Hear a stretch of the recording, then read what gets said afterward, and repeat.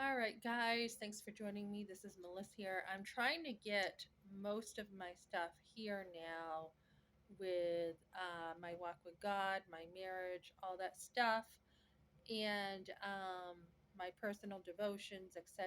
And then to get my other channel mostly out there with the gospel, which I shared today on the bus. I have a video of that. That was quite the adventure. And then. Get the pro life stuff on there, get the more family centered stuff here. So as I do that, um, basically, I want to talk a minute about divorce. So, divorce we know is God hates divorce, okay? He hates it.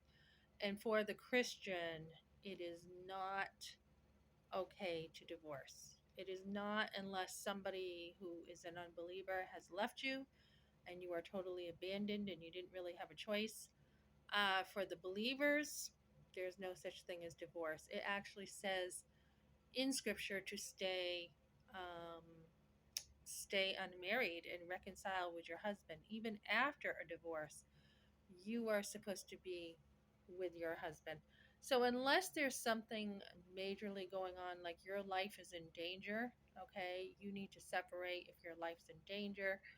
But I mean, it would be a lot to divorce.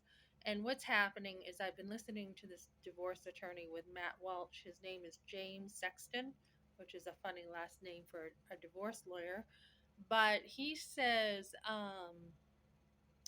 like over 2 years ago, he was saying that people used to be like, okay, I have self interest now, but this is going away.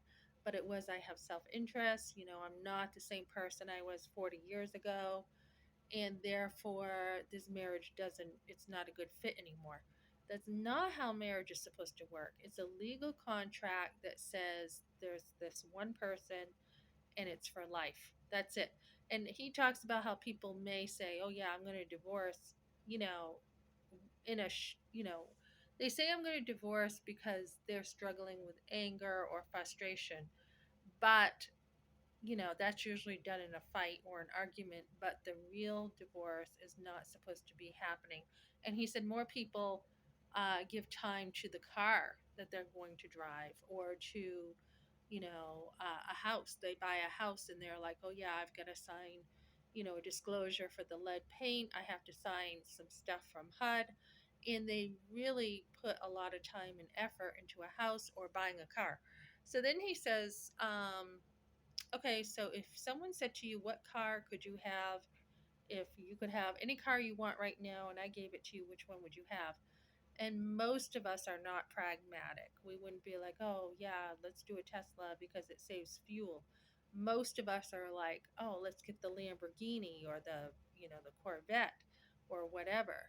And he said, but let's think about it this way. If you said you can only have one car for all of your life, and he said, you wouldn't pick the minivan because after you've had three kids, the minivan doesn't fit you anymore.